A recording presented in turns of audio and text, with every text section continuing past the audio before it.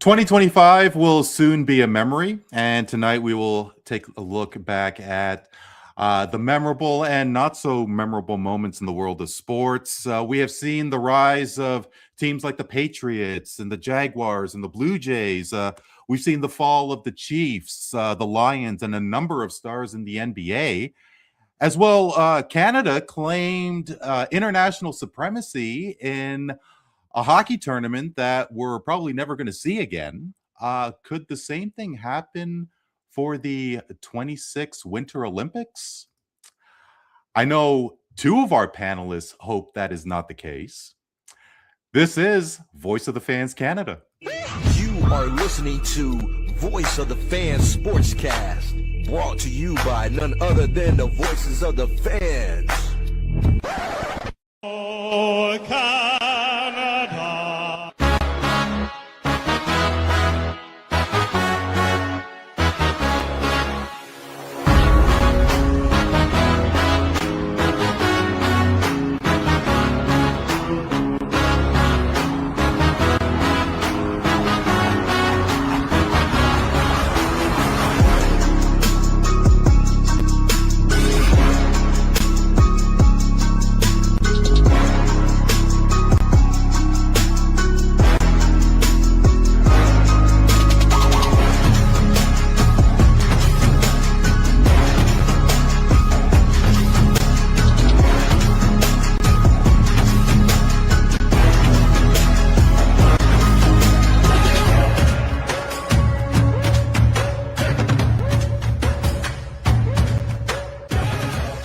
For Monday, the 29th of December, I'm Randy Coure. This is Voice of the Fans Canada. We are live on YouTube at VOF Canada. Be sure to like and subscribe and follow the rest of our social media. That is VOF Canada. It is that time of the year. Santa Claus has made his trip around the globe, and sports fans like you and me can reminisce of the 12 months that have passed in the world of sports. Here to help me out is tonight's panel, and they're going to do a great job in reminding us of the great instances that took place in the world of sports. My partner in crime, as always, Tony Antoniou, is here. Tony, how are you? How are you? Merry Christmas and Happy New Year. How's everybody doing? We're doing great. Merry Christmas to you as well, my friend. He is an honorary Canadian, but every time when he sees the Stars and Stripes, I'm sure a tear runs down his cheek with that patriotic pride. He is the host of Foursquare Sports, which you can find on 102.3 KIXB, the Island Experience in Washington State. As well, he is the co-host of the Talking Baseball with Sal Angelotti show on 107.7 The Bronx in Lawrenceville, New Jersey. Matt Siriani is back in the house. Matty, great to see you again. It's been too long. I was worried you were going to take away my Canadian stripes and give it to Jake Cardinelli, but I'm glad. No, no, of course not. Of course not. You have to do way worse to lose your Canadian pride. And not sure if he's interested in Canadian pride, but he is a great sportscaster. I've had the great chance to chat with him on Foursquare Sports. He is a co-host of Foursquare Sports. He is New Jersey true and true, but he has found himself in Houston, Texas. He is all about the Giants, the Devils, and the Knicks. His name is Kevin Zelicskovics. Kevin, thank you so much for joining us. How's it going? It's going great, Randy. Excited to be on the show with you, of course, my buddy Matt here, and Tony. Excited to be on the show with you guys. Can't wait. No, thank you so much for joining us. Absolutely. First, before we get into it, fellas, Tony mentioned about Christmas. Of course, I hope you guys did have a great holiday. The holidays have not finished yet. We of course have New Year's, but Right. How has Thanksgiving been and Christmas? I assume that you have to use more of the belt buckle with all the food that you guys have been gorging. Absolutely. Yeah, my sister and I have two sisters, and then I had to coordinate how many pies they had to bring, and we had brought like 4 pies, like by accident. So we had like a ton of leftovers, and one was supposed to make mac and cheese, and the other one was supposed to bring something else. And then I guess that they miscommunicated, and we never had mac and cheese. So I was so like bummed out. But luckily, we made up for it at Christmas dinner. We had mac and cheese. So there's that. And this shirt, this shirt I got as a Christmas gift because me and my family did Secret Santa this year, and that was one of the gifts I got. So I had a nice Christmas gift. Right on, right. I imagine that your Oh, and of course, Kevin is all about the Yankees. I've failed to mention that, and I can imagine, Kev, that you got quite a bit of Yankee apparel with the jerseys and the hats. I went absolutely buck wild during the Jays playoff run. I don't really want to talk about how much I spent, but Right. yeah, no, it was a great time. Maddie, how about Christmas for you, buddy? All right. Well, I like Kev. I got some Yankee stuff. I got Yankee socks. I got a Yankee calendar. I got a Yankee portable charger. But the biggest thing I got for Christmas, and you might notice it around my neck. I don't know if you're a religious fella, but You got a cross. Okay, you got a cross. I got a holy cross. Beauty. Right on. Very nice. And Nice. sorry, was that from your lovely lady or from From family? my mom. Or My mother gave it to me. from your mom? Okay, Mrs. Siriani, you've raised a fine young man. Tony, how about yourself, man? How were the holidays for you? Very, very busy and still is. I mean, I think I've spent about 16 hours worth of time in indoor soccer arenas over the last 3 days watching teenage girls soccer. So I'm happy to be here talking about professional men's sports, to be honest with you. But same thing. ate a lot of food and paying for it right now. Think I've developed diabetes and sleep apnea all at the same time, but it's all in good fun. It's all in good fun. Yes, it is. Yes. We'll get back on track in a couple of days here. Absolutely. That's what the resolutions are for.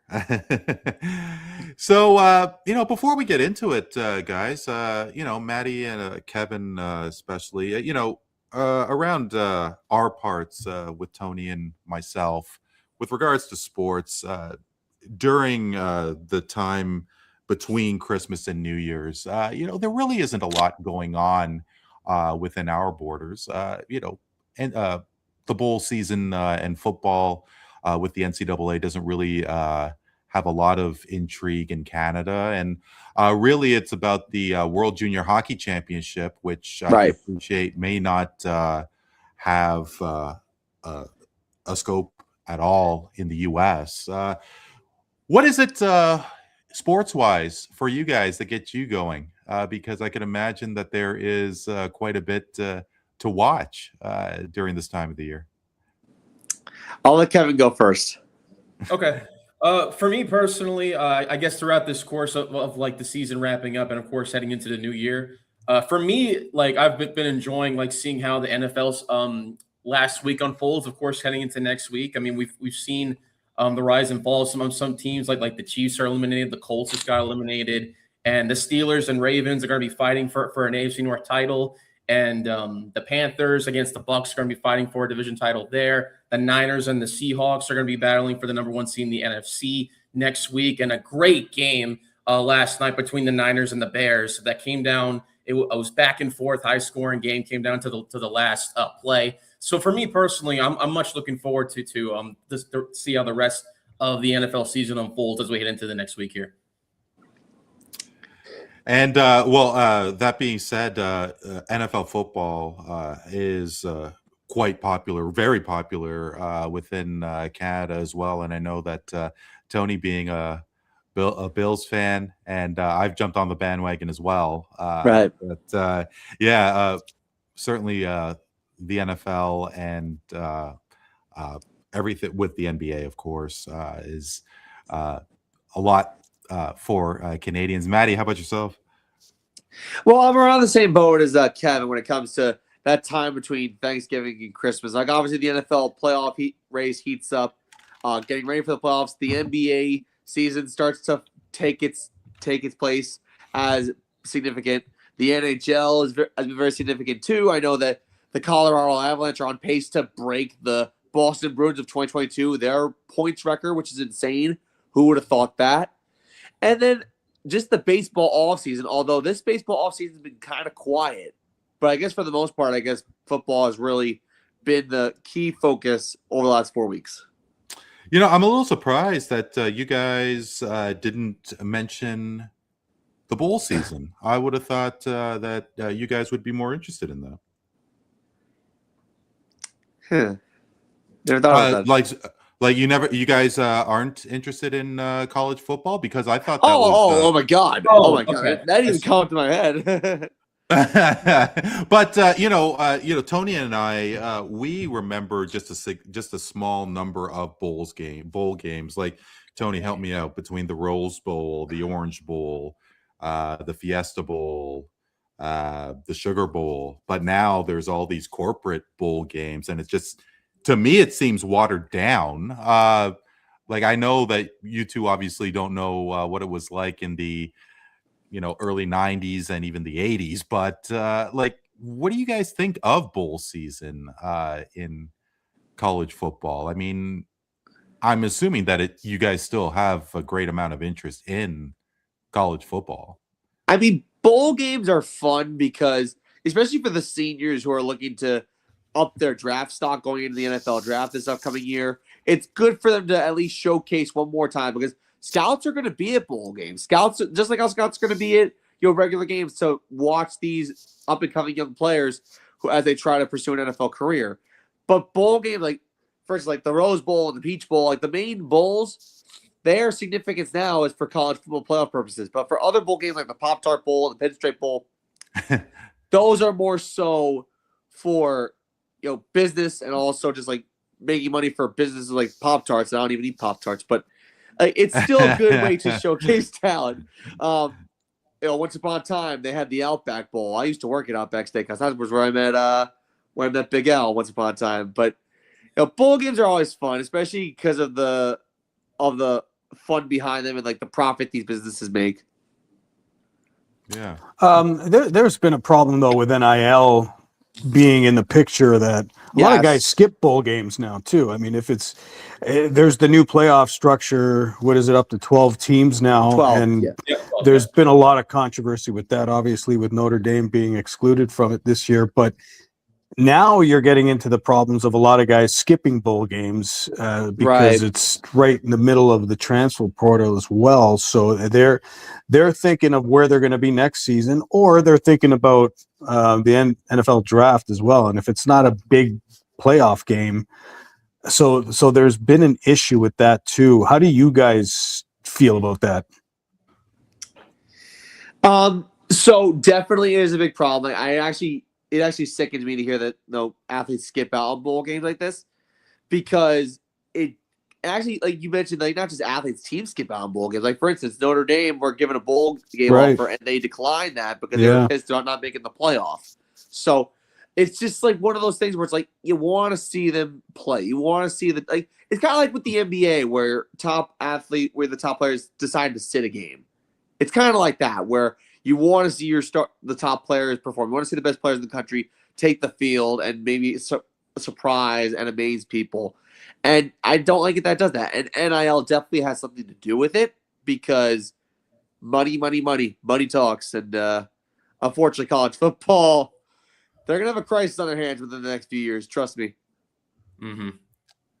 What is there something that could be done with the transfer portal? Because it just seems that now, I don't follow college sports a lick of it. I don't know a single thing about it. But from what I do understand is that there are a lot of star prospects that go to a different school during their time in NCAA. Is that something that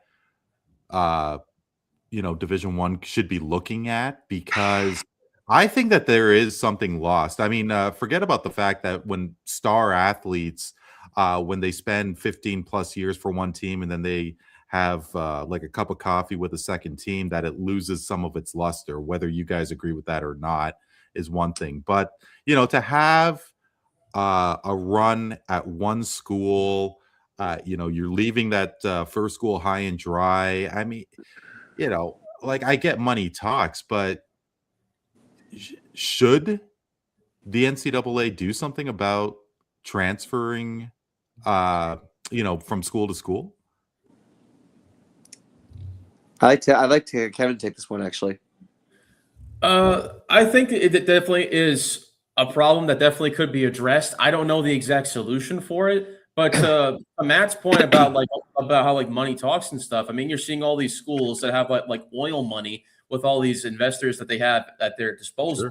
Like Texas Tech, for example, like they have billionaire investors that have invested so much into the team, and you're seeing the resources and the expenditures come out of it. Texas Tech is one of the best teams in college football, and they could go for a deep football playoff run. And I heard that I think it was Utah, right, Matt, that where they're investing into like a private like expenditure firm, and they're going to be like, working with them to try to get like more resources there. So it's like the money I feel like is as big of an issue as the transfer portal is, and plus you also have that recent case where we go from college football to college basketball in this instance. The professional European player James Nagy, he plays professional basketball, mind you, and he decides to go from professional basketball and commits to Baylor to go back to play college. I don't agree with that. Now, when I saw that, I thought that's the most ridiculous thing. I don't think a professional player should go back to college. Because at this point, like, what's next? Is LeBron James at 40, whatever years old, going to go back and play with Akron? I mean, like, I think it's kind of ridiculous at that point. But I definitely think that there needs to be a structure in place to where stuff like that can't happen.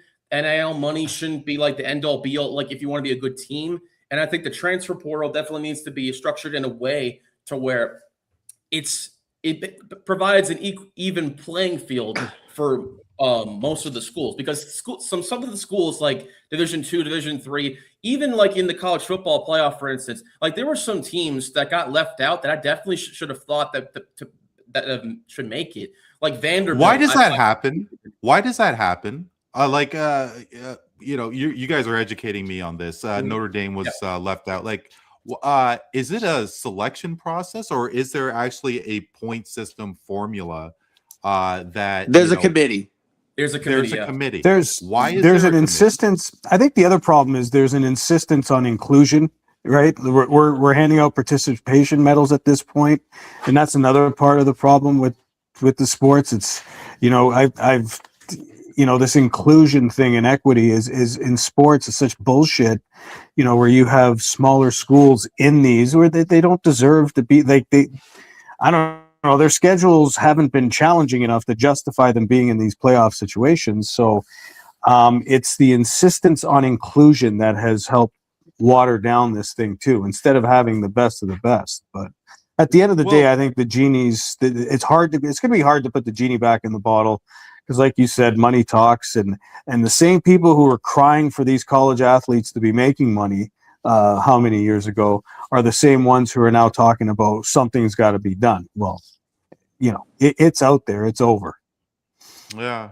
I mean, Tony, like you seem to be more versed in, the bowl process than me. Like, I'm wondering, okay, so like in soccer, you have UEFA Champions League, then you have Europa League. So can't the Power Five conference schools take part in the elite bowl games, and then you have the smaller schools playing in the Pinstripe Bowl or whatever? Could that be the case? Could that potentially happen, or does that happen already, where instead of everybody being included, that you just simply have the Power Five in a set of bowl games here, and then everybody else in the lower bowl games? Or is that how it's done? I guess. I mean, the basketball has the NIT tournament. I don't know if it still does it? They still have it, yeah. They still do the NIT, so maybe football could have a variation of that. But I mean, it's like these guys mentioned, there's a lot of money behind it too. If I'm not mistaken, the Indiana team is heavily funded by Mark Cuban. Yeah, Yeah, that's right? true. So you're talking about big name players with money behind this thing. Are they going to be satisfied pumping all this money into these programs only to end up in an NIT situation? I highly doubt it. Yeah. But I'm not as versed as you gentlemen. I'm just, Yeah. just based on some things I'm hearing, and just, I try and follow college football as much as I can. There's a couple of podcasts I listen to that spend a lot of time on it. And from my understanding, it's, like Matt mentioned, there's big time money behind it. And this insistence on inclusion, is kind of killing it, in my opinion. Yeah. No, it's interesting. And when I was a younger guy, Tony, as well, like I just remember January 1st being the Rose Bowl, and that tradition, I think, is very special, and it'd be kind of cool to see that come again, because I think that consistency is really brings the magic to sports, and in this case, college football. But yeah, but hey, it was, and obviously, when the New Year rolls around and we get deeper and deeper into January, the NFL playoffs will start. And Tony, hey, the Buffalo Bills met that evil monster of Patrick Mahomes in the beginning of the year, and the Chiefs did come back with a win on their way to the Super Bowl. And Buffalo, they have qualified for the playoffs, but they are not going to be taking the AFC East. Getting back to last year's playoffs, like how emotional was that to go up against and fall short to Kansas City? I can imagine that Leaf fans feel the same thing with the Florida Panthers, and the Raptor fans feel the same thing about LeBron James when he was in the Eastern Conference. It must have been a tough pill for you beginning of the year. Not really. Not this time around. I expected it. You become numb. You become numb to it. But they're not there, so there's a chance this year. I felt last year's team was, to me, not good enough. I didn't like their defense, and they kind of proved me right. And I don't feel too differently about this team going into it, although it looks like their defense is getting a little better over the last few weeks. Now their offense looks helter-skelter, so I don't know what to think. But no, I wouldn't say I was emotional going into it. I kind of expected the outcome that took place. Well, help me out here. I mean, how surprised were you with the New England Patriots this year? They had what kind of swing did they have from last year? 9-win turnaround. They have a 9-win turnaround. That's the biggest turnaround in the NFL. Jacksonville, I think we're going to be talking about them in a second as well. But the New England Patriots, they found their replacement to Tom Brady. I mean, Drake May, could he possibly take MVP honors? Like, how surprised are you of the turnaround of the New England Patriots? Well, obviously the turnaround to this extent is a big surprise, but I think a lot of experts, and if you just watch this kid play, knew that there was potential there, knew that there was a quarterback somewhere there. But it's the old adage, you find me a good coach, and you'll find a good quarterback as well. As long as you have that combination, it's very strong. And all due respect to Gerard Mayo, but he wasn't it. And you bring in Mike Vrabel, who has had success, knows the organization well, and doesn't have the ego to bring in a guy like Josh McDaniels back into the mix to run that offense. And that's been an absolute key for them as well. So the massive turnaround was not seen, but I'm not surprised really, because a lot of people had this this kid highly touted coming into it, knew that the potential was there, and now you have the right coaching around him. Yeah. And we'd be way too presumptuous to say if Jackson Dart has the kind of potential. But from what I saw, Maddie, he seemed to fit in quite nicely. And now he is done for the year, I believe. Help me I out think here. I hope not, because I'm going to the last game of the season on Sunday, so I hope not. But no, you mentioned Jackson Dart. There's some positives. There's a lot of positives. He's polished. I hate the fact that he doesn't slide and he takes hits and gets concussed a lot. That's the one thing that he really needs to clean up his game on. But the young man is poised. I think he just needs to be coached better. I think, like we said about Drake May, you give him a good coach, you would be amazed to see what this guy does. And Drake May went from being labeled a bust early on to getting MVP chance everywhere he goes. It's actually kind of amazing how much he's soared this year. But Jackson Dart's case, the Giants are just not a good team. I hate to say this as a Giants fan, but it's true. They're not a good team. But sorry, Maddie. Now, why the coach of the Giants before he got to Gable? Brian Dable. Thank you. And when Jackson Dart was doing the concussion protocol, and Dable was right by the tent trying to get that, to me was just so sickening to see. And then they got a new coach. They seem to turn it around slightly, but now they're back. It hasn't been a worthwhile season, I suppose. But am I wrong to say that there may be some potential leading with Jackson Dart to get something going maybe next year after in New York?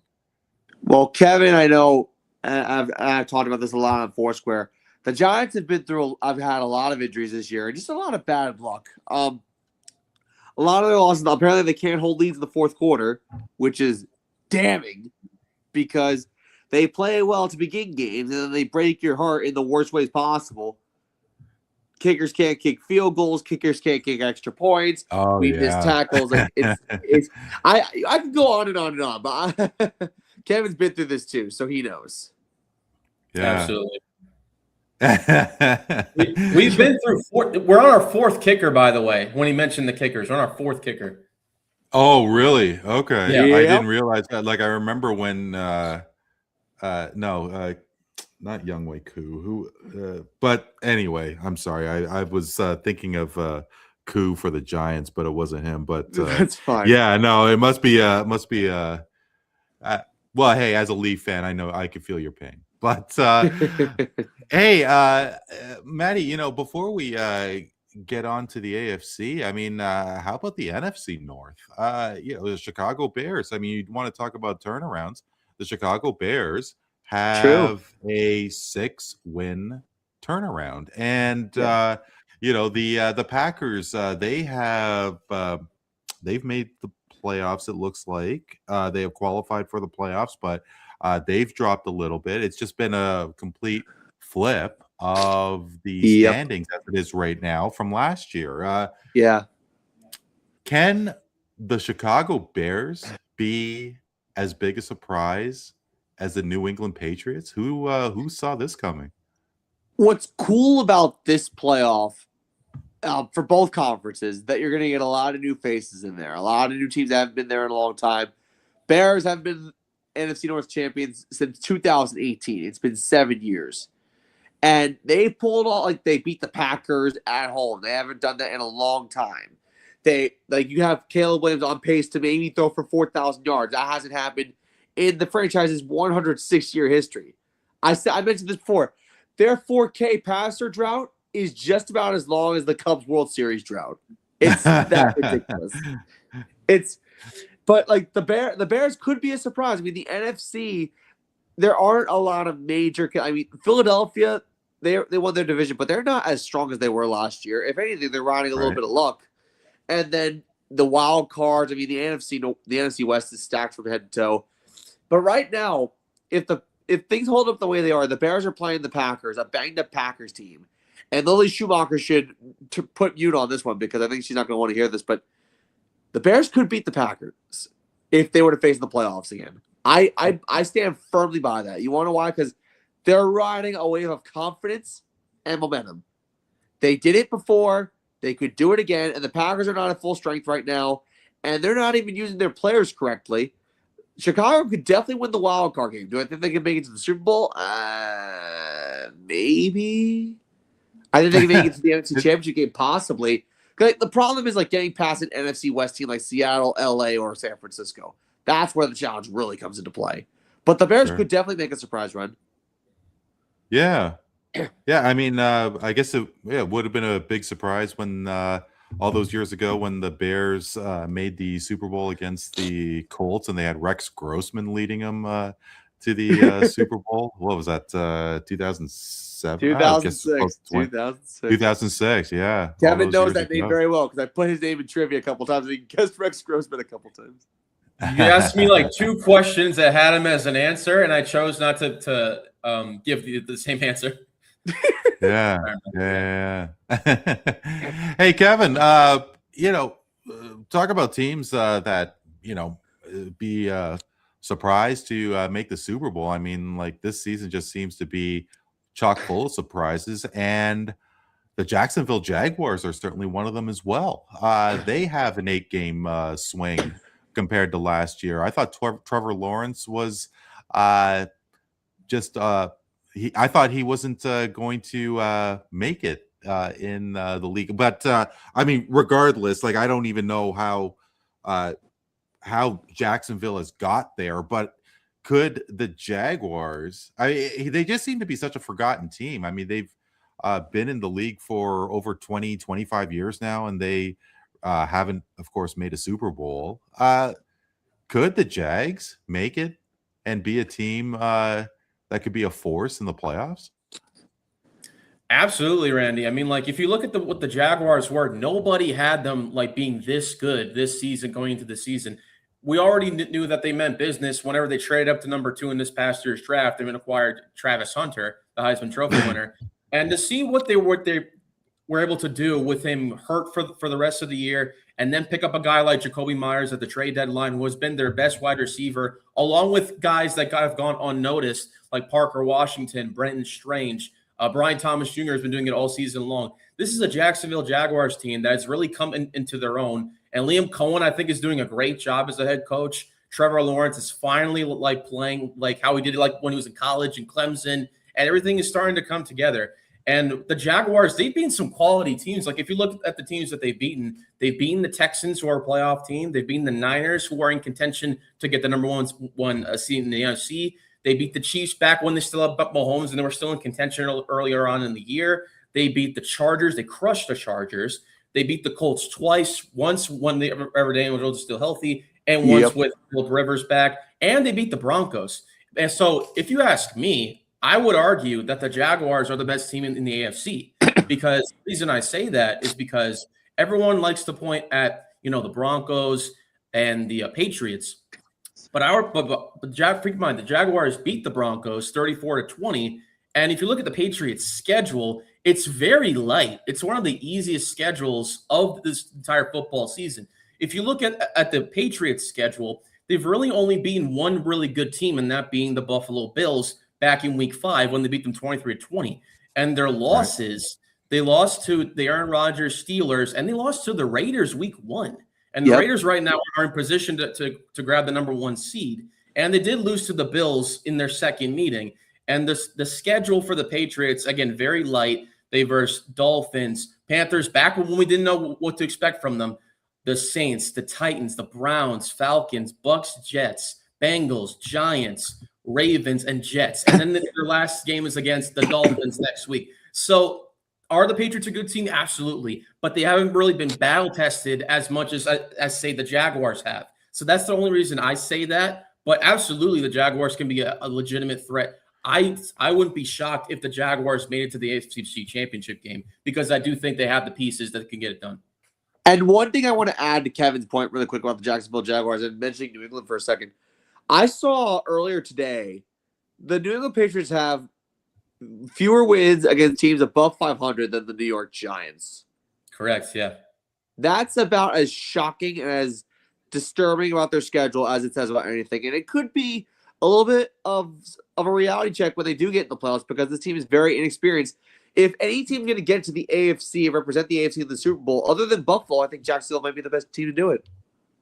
Huh. Yeah. Well, how much more easier was New England's schedule over Buffalo? I apologize if you guys don't know off the top of your head, because what I'm wondering is because Buffalo and New England are in the same division. Tony, like, do you know off the top of your head, like, is Buffalo's if Buffalo's Well, Buffalo still had to play the Ravens this first game of the season. They had the Steelers. They've had the Chiefs. They had now these are teams that now have losing records. They've had the Eagles. Help me out. Who am I missing? Denver. They had a Denver game. Okay. Houston. They caught Houston when they were just absolutely flying. That was another loss for the Bills this season. Don't sleep on the Texans either, boys. They're playing some very good football, and they're a tough team defensively. So are the Jaguars. Both teams are playing really, really good defensively as well. But, the Bills have definitely – I mean, they do have the benefit of that division playing Miami and the Jets. I get it, but their schedule has been pretty tough overall. Yeah. I think I've just fired off some pretty good football teams that they've faced. Yeah, no, it definitely sounds like it has been the case. This question's for Kevin, but I'd love to get the rest of your opinions as well, because obviously Patrick Mahomes has just had some start to a career. I mean, wow.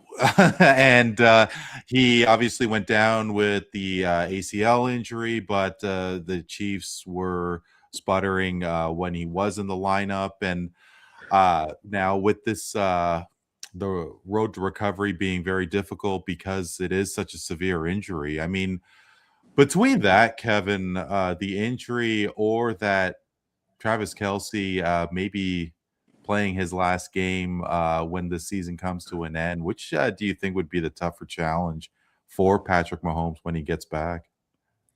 I mean, I think obviously it's got to be the recovery from the ACL injury, because most of the time, whenever it kind of really depends on the player for how they recover.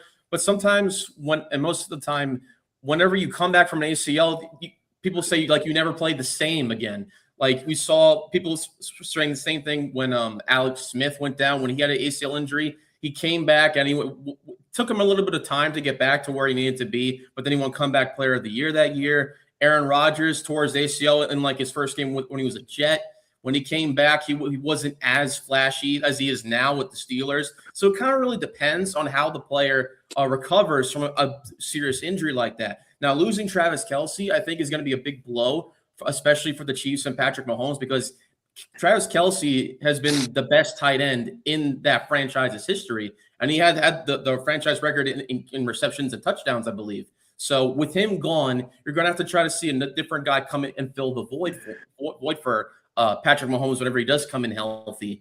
And also the struggles with Patrick Mahomes, believe me, I had him in fantasy as my quarterback, so I know all too well about his struggles and what has been gone through.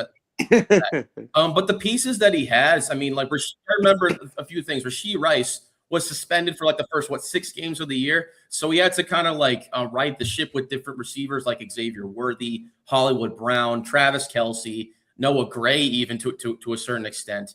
And then when he came back, then with Rice back into the forefront, then you kind of see the passing game start to get a little bit better. The running game, outside of Kareem Hunt, Pacheco was hurt, and the running game is kind of non-existent for the Chiefs. The secondary is left exposed. Then the defensive line was just not there, even with Chris Jones leading the front like he always does. But this Chiefs team just last year, I think they were undefeated. I think it was 12-0 or something in one-score games. This season, they've been awful in one-score games. They've not been able to get themselves out in front when it matters in those final waning moments of a game. Just haven't been able to do that this season. And that's ultimately a big reason why. It's not just because of Pat Mahomes' shoddy play or even the injury itself. It's more of because the team just doesn't really come together in those closing minutes. It doesn't really push through to get those wins. But I would say definitely recovering from an ACL injury like that is definitely going to provide Mahomes more of a challenge as opposed to losing a guy like Kelsey. When if you're on a team like Mahomes, you can pass it to anybody and make him the next Kelsey. Well, that's possible. But Tony, Matt, what do you guys think? I mean, now the Chiefs have played a lot of football over the past few years, and maybe maybe they're getting too tired, maybe they're getting what have you. But I don't know. I mean, of course, sure, they have a lot of weapons, but between it to me, it seemed that when Kelsey goes, Patrick Mahomes is going to take a step back. How far off am I? You want? I'm never going to count that dude out. He's been too successful, and I don't think he's just going to sit back and say, "Oh, Travis Kelsey's gone and my knee hurts" or anything like that. I think he'll battle back as long as Andy Reid's there and he's there. They should be fine. There. Now, having said that, there has been regression. You've seen some declining numbers from him prior to the injury, I'd say, and I think Kevin nailed it last year. They were winning a lot of tight games. This year, they're not. That's really the difference between the two teams from this year to last year. They were squeaking it out. They were living on borrowed time, for lack of a better term, and I think it caught up to them this year. And but not only do I think he can come back strong, I think he'll probably be there for opening day of the season somehow. I think he'll miraculously he'll find a way to strengthen that knee and get it back and ready for the season. I'm not ready to count them out, but there are things he needs to adjust in his game for sure. I mean, there's decision making, there's certain movements coming out of the pocket. I mean, I don't know if he'll be able to run as much as he is used to. And I think all quarterbacks who play that style have to think about the next phase and what kind of adjustments you can make to make yourself better. But I'm certainly not counting Pat Mahomes out. As a Bills fan, there's no chance I'm counting him out. He haunts me in my worst nightmare. So it's you know what, at the end of the day, no matter what rivalry or not, it's tough to see players go down like that. You want to see great players playing all the time, and you don't want to see that happen to him. So I wish him a speedy recovery. And by the way, Aaron Rodgers had an Achilles injury, not an ACL, and at 40 years old, that's a tougher thing to come back from. He was flirting with the idea of coming back towards the I mean, I don't know how legit it was, but I mean, apparently the recovery was very quick, and for a 40-year-old guy to do that was very impressive. Apparently the doctor is like a superhero doctor that gave like this amazing surgery that made his recovery faster. I can't even recall like what kind of surgery he got, but it was like this miraculous surgery that made him feel like he's 32 again. With his knee. And the ayahuasca too. I mean, like, who wasn't thinking ayahuasca, right? that's good. Ayahuasca. Maybe he had a supersized ayahuasca. Yeah. But I want to touch on something that Tony said about Mahomes. I think the AFC has gotten better. Like, even if Patrick Mahomes comes back in full strength, even if Travis Kelsey retires, I think the AFC just got better. Bo Nix has officially emerged as a contender now, and the Broncos are going to be a great team for years to come, as long as Bo Nix continues this upward trajectory that he's been on. Drake May is going to get a harder schedule next year, and the Patriots are going to get a harder schedule next year, because one of the reasons why the Patriots had an easy schedule was because they were a last-place team. When you're a last-place team, you play crap teams. That's how it goes. So it's going to – I think next year is going to be a test for Drake. Yeah. I think Drake Giants case. Oh my god! Don't even remind me about that. But like Josh Allen and the Bills are always going to be there, although they are absolutely like getting chance after chance after chance, and their window is closing slowly but steadily. And one thing that both Tony alluded to and Kevin alluded to, I'm going to put it in a very blunt way. The Kansas City Chiefs last year were winning games in the damnedest of ways. It was like insane how they were winning some of their games last year. And I think luck turned on them this year for sure. But it was also a regression for sure. I think like if Mahomes is going to get back to the Super Bowl again, and I think he'll get back to the Super Bowl again, His big thing is he has to play smart. And I think Andy Reid is going to help him out with that. I think whether or not their coaching staff changes, I think that's going to be crucial for him. But torn ACLs are going to be hard to recover from. You're not going to be the same as you were before the injury. And, Travis Kelce, I don't know whether or not he's going to retire or not. Apparently, Taylor Swift was at the last Chiefs game, so maybe that means something. But even if it meant something or not, I think the Chiefs are going to be just about the same. Kelce was on his way out the door anyway. I think he's more so thinking about the wedding day than the next offseason. Yeah, well, he's got a lot on his plate. And, of course, I do enjoy football for sure. But I also enjoyed seeing Taylor on the TV for the 5-second blip there. I know that a lot of football fans were, So you're the one that does. That's me. Yes, and you're the one that does. Okay, 100%. Because that woman is, sheesh. Anyway, guys, what was the biggest story of the NFL season? There was a lot of surprises, and I'm sure you guys got something that you thought took the cake as we creep closer and closer to the playoffs. Okay. Well, I'll say as a whole for the entire season, I think like the biggest storyline of this season has been like the parity of teams that are actually like good this year, and the amount of injuries, especially to superstar players. Like the amount of ACL injuries this season is blasphemous. Like when you look at it, like there have been a ton of superstars that have gotten hurt this season. The injury bug has really plagued them. The parity of teams, like I said, like the teams that weren't good that are now good now, like the Jaguars, the Broncos, the Steelers to an extent, the Texans, like with their defense, and teams that are good but are not in playoff contention currently, like the Bengals, the Chiefs, Ravens pending. We'll see what happens in that Steelers game, but they could be out of the playoffs as well. It's just the parity, I think, and the injuries are the biggest thing for me that I've seen this season. All right. My biggest story. Sorry, go ahead. Sorry, Tony. Go ahead. No, you got it, Matt. Go ahead, man. Okay. My biggest storyline of 2025 when it comes to the NFL has got to be bad teams thrive in 2025. And the reason why is because while Kevin alluded to it, like we're seeing teams that usually aren't in the playoffs are in the playoffs, but the turnarounds are insane. Like when the Patriots are going to be on pace for maybe a 10-win turnaround if they win in their final game. 10-win turnaround. That's the NFL record for biggest swing in NFL history. So there's that. The Jaguars, the Bears.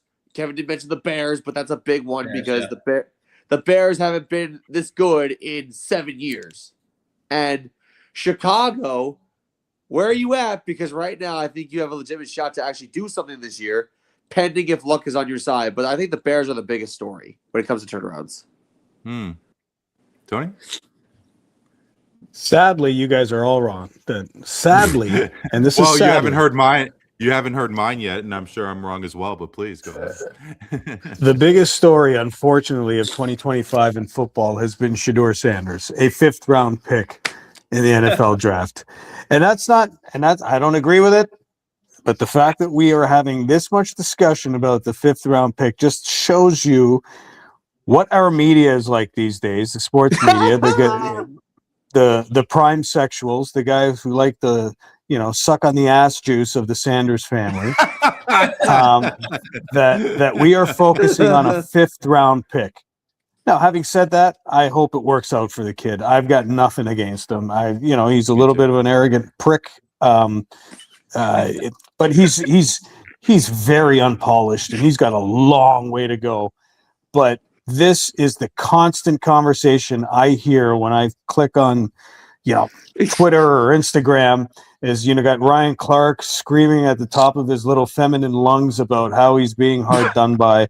I have never seen a bunch of supposed alpha males cry for a kid like the media does for Shedeur Sanders, and unfortunately, it's making it must-see TV. Like I'm watching this kid play because I'm just like, and I guess it's working. I guess whatever the Sanders family is trying to do, it's working because, between between Ryan Clark and Skip Bayless, who is just an absolute nut job on the internet every day, and of course Shannon Sharp. I mean, it's the story of the NFL, whether you like it or not.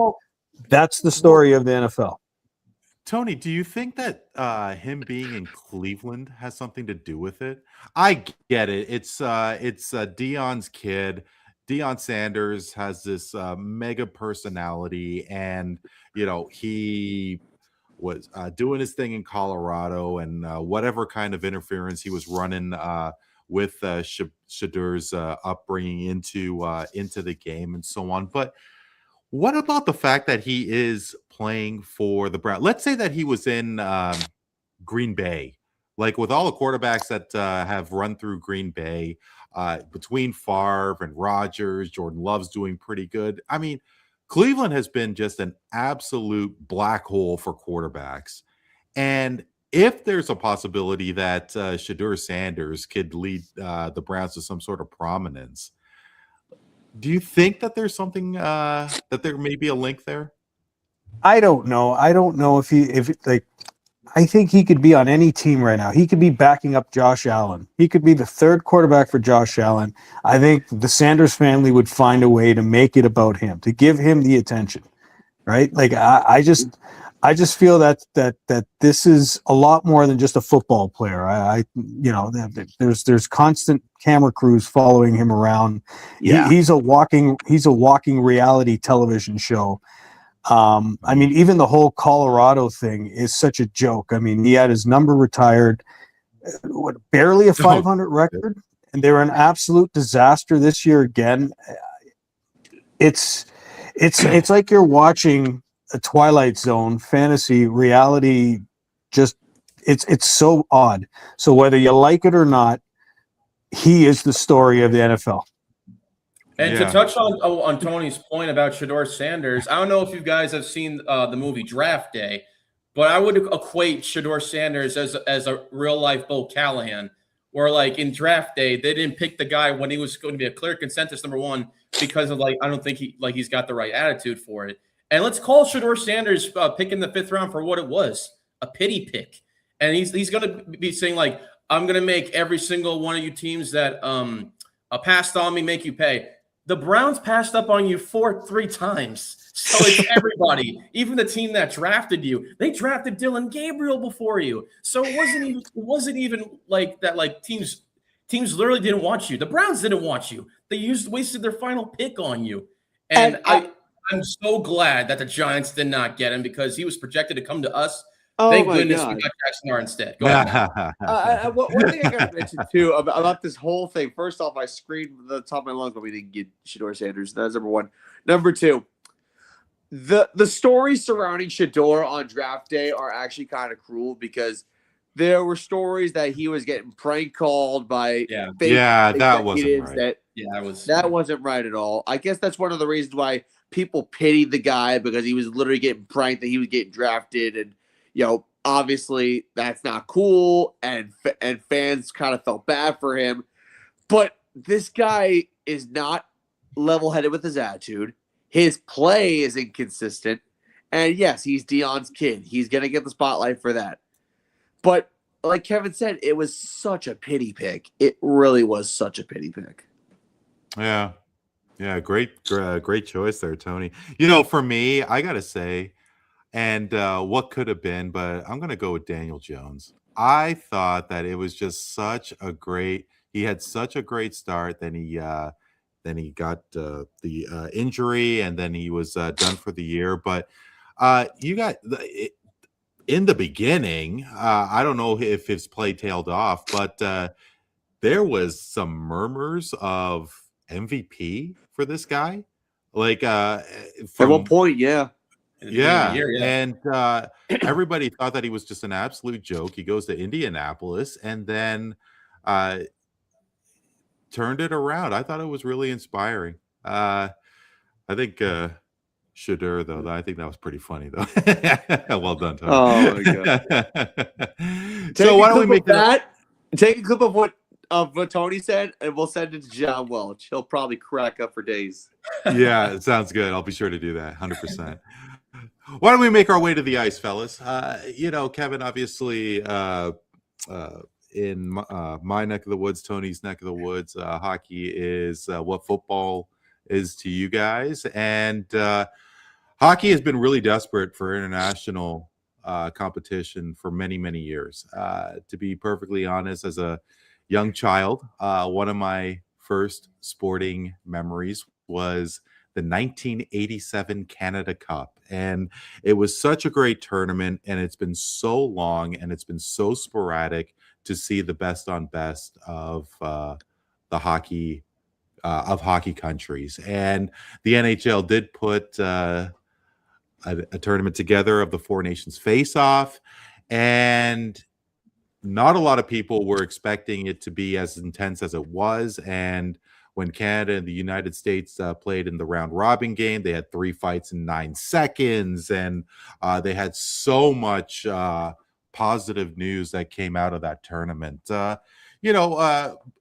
What was your thoughts of the Four Nations? Number one, and because the Olympics in Milan are going to be a couple months away, like, are you looking forward to seeing pro NHLers take part in the Olympics for the first time in over a decade? Yeah, absolutely. The Four Nations face-off, I thought was a massive success. I told this to Matt, John, and Alec on our show, Foursquare. I thought the Four Nations face-off was 1,000 times better than the NBA All-Star Weekend by far. Oh, because sure. Yeah, it was just entertainment to the max. I really liked all the Four Nations plays: Sweden, Finland, USA, and Canada. The USA and Canada match games alone, I thought were just pure cinema. Like that first game, USA against Canada, I thought was like that was as good as it's going to get until they faced each other again in the final game, and it was a fight till the very end. Like that was the year that Connor Hellebuck was like in contention to be the best goalie in the league, and then Connor McJesus hits the game-winning goal past him. Yeah. And Jordan Bennington, I mean, like he's been doing it well, like ever since he won the cutback with the Blues. It was 2018, 2019, something like that. But doing it again for Team Canada, it's his revenge. I love seeing it, man. And I was saying Team Canada all the way. I think Team USA can give them a run for their money, but I was saying Team Canada, and I was correct. It's going to be a dogfight, and it absolutely was. And no disrespect to Sweden and Finland, but I would have liked to see maybe like 1 or 2 more nations come into the forefront as well, not just these 4, because I do feel like that there are some other nations that could provide a boost of competitiveness, not just like because to me it felt like it was more so like I was waiting to see USA and Canada as opposed to seeing like USA, Sweden, or like Finland and Canada. You know what I mean? I feel like there should be like more competitiveness by adding some more nations like in the future. But I thought this inaugural season of it definitely a step into the right direction. I think it's kind of a la like the NBA Cup, like what Adam Silver's trying to do in basketball. Yep. In NHL, like what Gary Bettman's trying to do. I think it was a massive success. And in terms of them going to the Olympics, I'm excited for that as well. This Four Nations face-off, I think, is kind of like prepared me to like see like how it can be like a global scale, like in the like Olympic setting where like matters, the stakes are high. You're going to have more nations in there. I'm really looking forward to it for sure. Yeah. Well, I mean, the fact is the Canada Cup, the World Cup, it was during the summer. It's the perfect time to have this kind of tournament because if you have a major injury in the Olympics, let alone the Four Nations, to an Austin Matthews, to a Jack Eichel, to Connor McDavid, it's just going to be a disaster for the NHL. And I mean, with Russia not being a part of the Four Nations, Tony and I have had talked about this a number of times. I mean, it definitely lost its luster. Russia being such a powerhouse, they could have been a real contender to win this tournament. And there was something lost with Russia not being there. And, Tony, obviously, when you think of international competition with hockey, you think about Marie-Philippe Poulin and the Sochi Olympics with her golden goals. You think about Sidney Crosby's golden goal in the 2010 Olympics, Mario Lemieux at that 87 Canada Cup.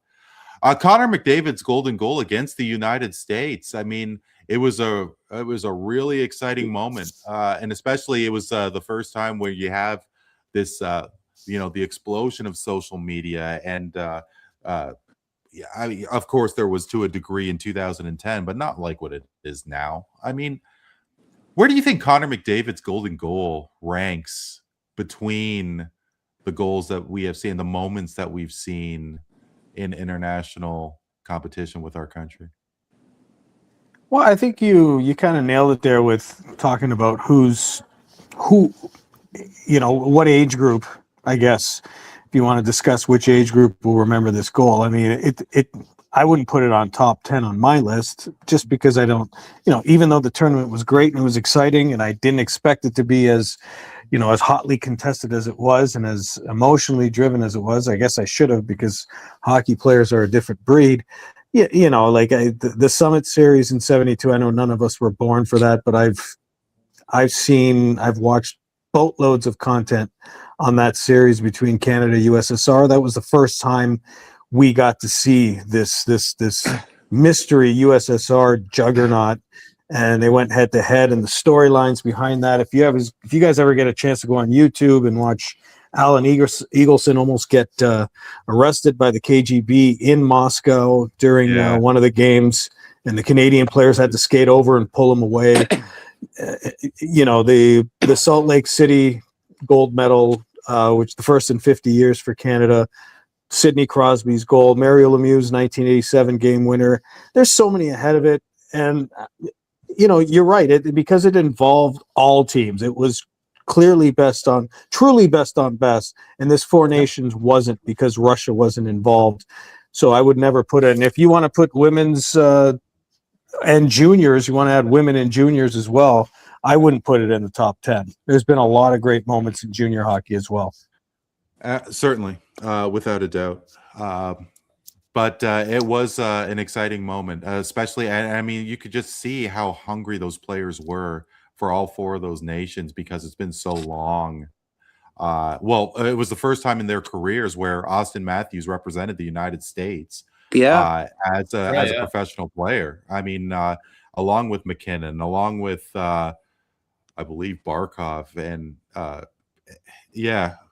but Maddie, in February, they're going to be going for the gold medal, and Olympic gold is what a lot of hockey players yearn for beyond the Stanley Cup.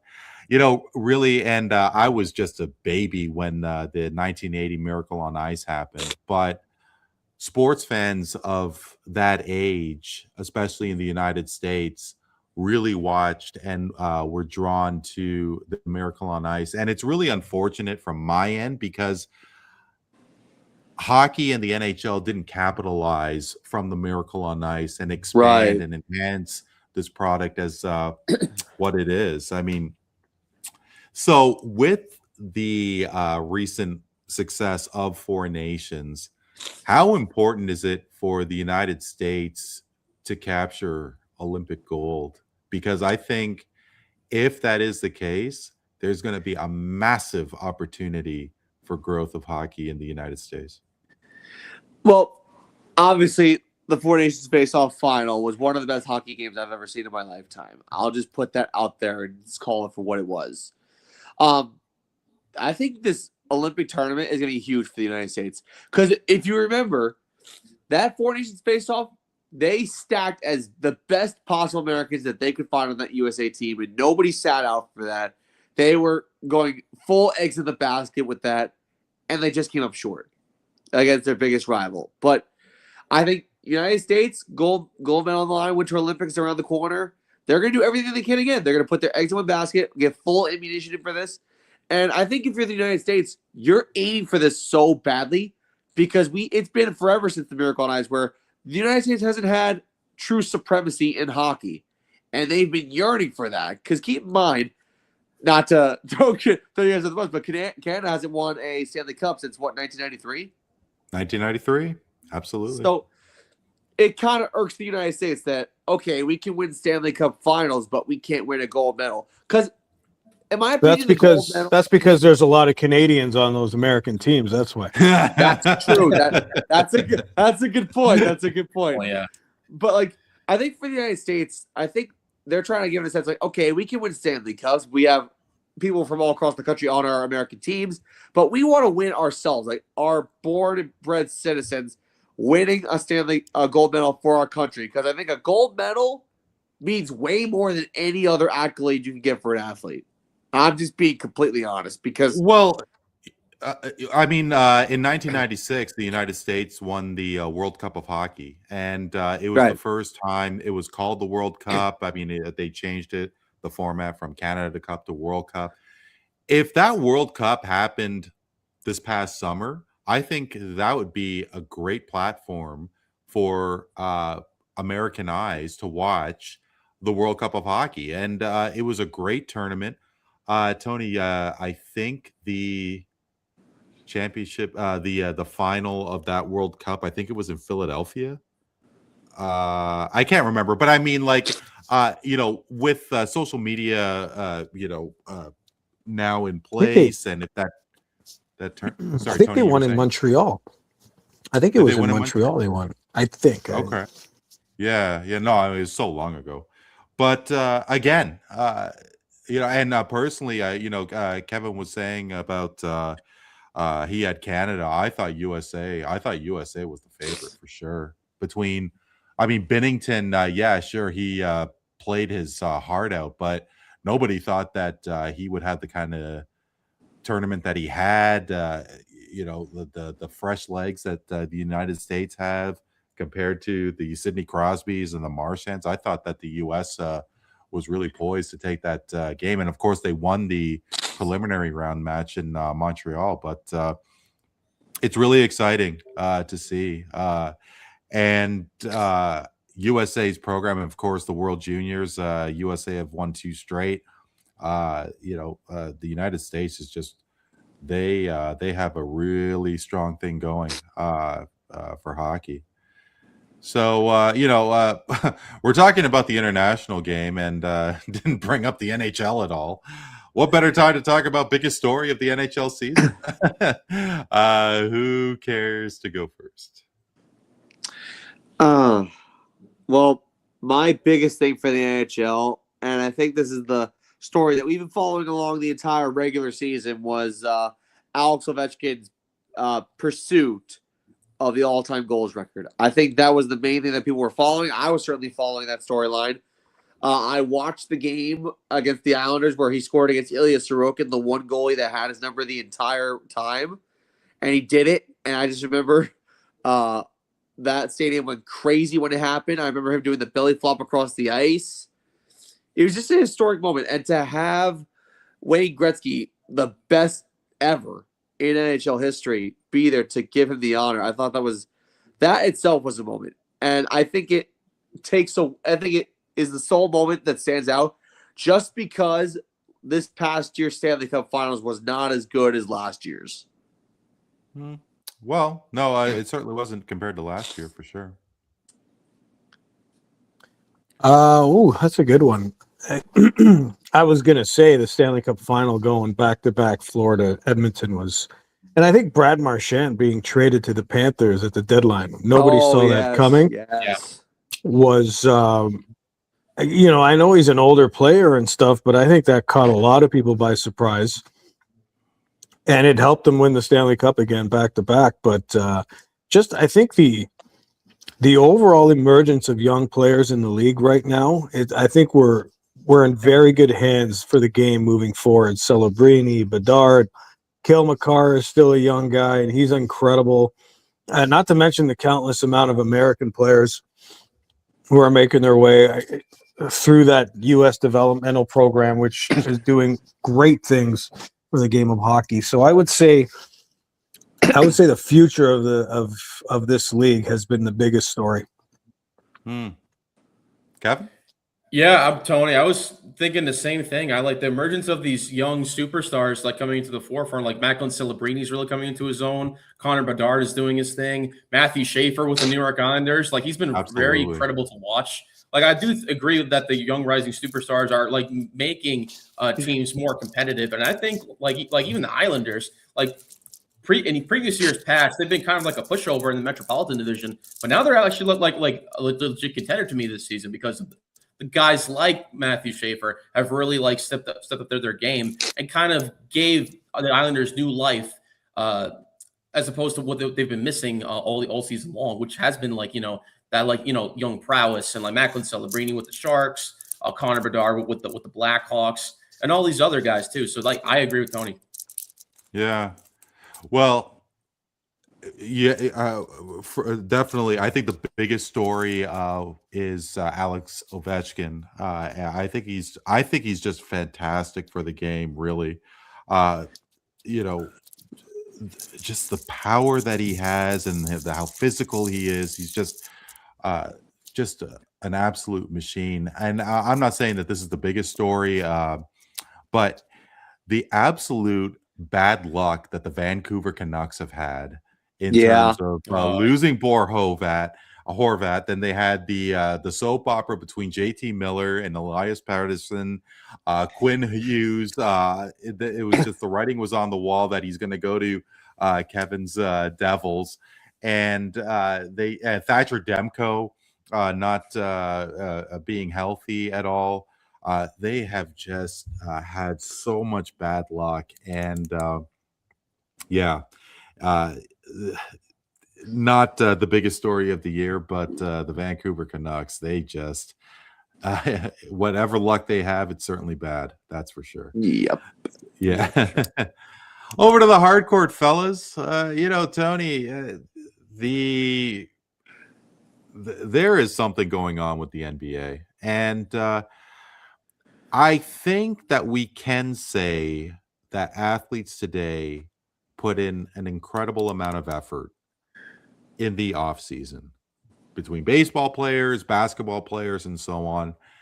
And, but the reality is that they are, their star players are taking a lot of games off for rest or so on. How much of a problem is this? Or is this just going to be a reality that sports fans are just going to accept? Something tells me that if last year when the San Antonio Spurs were in the basement, they would not want to have Victor Wembanyama on the floor, because if he gets hurt, then and it's a severe injury, then Spurs fans are going to say, what is the point? So how much of a problem is this? Spurs fans are going to say, I paid good money to come watch this guy play. I want to watch him play. Well, what about in the future? Like, here's the thing. I don't know how to answer that question anymore. I know that for myself, the NBA has lost me in a big way because of situations like that, because a certain timeline of players, a certain era of players have turned me off the game through load management, through their attempts at being, social justice warriors, fake activists. They've alienated a lot of people, including me. And that's one of the reasons why. I actually think that the league moving forward is in good shape, because I think younger players coming in this league aren't going to be like them, right? Now, the problem the NBA has is not having a prominent American guy as the face of the league right now. I mean, I don't know what everybody thinks about Cooper Flagg, but let's be honest here. I think the preference would be to have an African-American face of the NBA. I don't know. You could say, you don't know about that, but that's reality, right? That's the preference. Right now, the Euros are dominating the NBA, and of course, Shai Gilgeous-Alexander, who's not American, he's Canadian. Yeah. And so I think that's the real issue, is who is the next guy? for the NBA because I don't see these guys taking games off. I see these guys performing for fans. I see it kind of coming back into place, but I think the best thing for the league would be to watch the era that we've been watching the last 15, 20 years is kind of set off into the sunset, go away, and Oh, Tony, are you is Tony frozen on your end? I believe so. Oh, Yeah. geez, and he was. Oh, Okay, yeah, we'll get Tony back in a second here. But what do you guys think? With regards to what Tony said, I think that there is something about Nikola Jokic just doesn't have the flash. He doesn't have the jump. Dirk Nowitzki didn't have the explosiveness of, say, an Anthony Edwards and so on. Now, in the little bit of time that I saw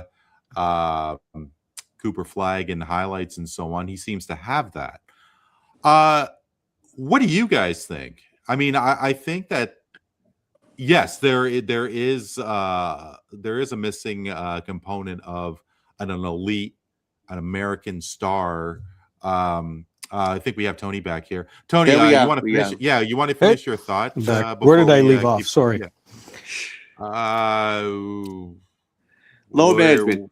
Yeah, I think the last thing I was saying, I think the last thing what would benefit the NBA, because TV ratings don't mean much anymore. There's a global reach for the league that no other North American sports league can enjoy like the NBA. YouTube hits, views online, those make a big difference now. That's why guys like Jimmy Kimmel and Steve Colbert are still on the air. Because if it was about just TV ratings, they would have been out of jobs a long time ago because they're just not funny anymore. But but you know what? I'm sorry if my Raptors are playing a game, I'm watching the whole thing. I have to think that teenagers are doing the same thing. I'm sorry. I do think that there is an element of kids watching basketball games, but maybe they're more so watching the YouTube hits. I think they're doing one thing, but they're doing another thing 2 times more. yeah. I Tony, right. I think Tony's frozen That's again. possible. Yeah. But if there is one thing I can say, like I've said for the last year plus, if there was any American star that really could burst open and maybe take ownership and maybe take the reins as the NBA's top player, I've been saying Anthony Edwards for a while now. I like him. He's explosive. He can shoot the three. He has power when he dunks. Like this guy seems like the whole package. I know that there's also a couple Nova Knicks in Madison Square Garden but that's a team-oriented thing. Anthony Edwards seems like the complete package on the American side, but but who's Nikola the next Jokic, one? Victor Wembanyama. But Maddie, who's the next American? I mean, personally, I thought John Morant could have been that guy. Same. I honestly had John Morant being the next best American player for a long time, and then he kind of fell off a cliff. Mm-hmm. Mentally, he fell off a cliff. Yeah, injuries as well. Mm-hmm. Yeah, but yeah. Please, Maddie, go ahead. But I think it all depends on how these people handle and carry themselves on and off the court. And I feel like these Americans have so much pressure to perform in their own country, because especially in like big markets like New York and maybe even Minnesota and Los Angeles, they have a lot of buzz, a lot of publicity that everyone's watching you. And with people like Jokic and people like Shai Gilgeous-Alexander, who's a Canadian, as mentioned before, they feel the need to just let's go out there and perform, and that's it. Like literally, Nikola Jokic, if you go to every press conference, he's like, I don't know something about that. Well, have you ever seen him? Have you ever seen him party in Serbia? I mean, that man is an absolute lunatic. Oh no! A standard Nikola Jokic press conference is, I play a game. I want to win. I want to ride my horse. Pretty much. Yeah. Most unserious MVP ever. But this is a guy who goes from the second round to be, like he's obviously putting in the work off the court, because you don't become a mid-second round pick to be a 3-time MVP, threatening for another one here. But Maddie, I wanted to touch on what you were saying about pressure. I don't know if it's so much about pressure. I think it's about entitlement. I mean, you're getting True. paid millions upon millions, and it's guaranteed dough. Yeah. And you have the world at your fingertips. And with a guy like Jokic, Shea seems to have a really strong work ethic. I mean, how long is that going to last? How long is it going to last in the NHL? I mean, they put themselves on the line during Four Nations, but I mean, with the NHL salary cap is going to rise significantly. Correct. And I think that the NBA salary, Gilgeous Alexander's getting $70 million a season. Jaylen Brown, I think it's about entitlement, to tell you the truth. It could definitely be about entitlement, and that's probably why we're seeing low management and players sitting out of games because they think, oh, I'm entitled to do what I want because I'm a big star and I think I've earned my own reason to take the day off and maybe not perform as well. But then the NBA gambling arrests happen. And now the NBA is under a massive, massive microscope because now every little thing that these players do, not making a shot, turning the ball over carelessly, sitting out of games, an injury, it's all going to be questioned now because of what Terry Rozier was accused of, because of Chauncey Billups, and because of Damon Jones. Like, these three guys set a precedent for the NBA that they didn't want to have. And now the NBA is going to be questioned more. Not just for that, but for the NBA draft lottery as well. That's everything's going to come into question. Yeah, no. Okay. Tony's having a little bit of issues with his device here. I think he's going to try it again. Hey, buddy. How's everything going over there? This is Can you hear me? Yeah, sure can. This is crazy. My phone started telling me it's overheating, and it just shut everything down. I couldn't even. I actually came outside to walk the dog so I could cool off a bit. Sorry. This is legendary. I love it. I apologize. Let's see the pooch. No, let's see the pooch. Huh? There she is. Dog. Cypress, hey. Say hi. Say hi. Say hi. The dog's name is Cypress. I love She's it. She's like, get me the fuck in. It's freezing, dick. I don't blame her. Awesome. Yeah. So, Kev, as we go on here, star players have been they obviously have been shut down for the season. Halliburton goes down, Lillard goes down, Tatum goes down, and all with Achilles injuries.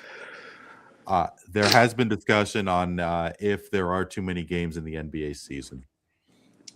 I mean, look, who knows what kind of injuries the Isaiah Thomases and the Michael Jordans and Kobe, Shaq, all those cats had back in the day. But there's no way that they were going to be playing ball with an Achilles injury.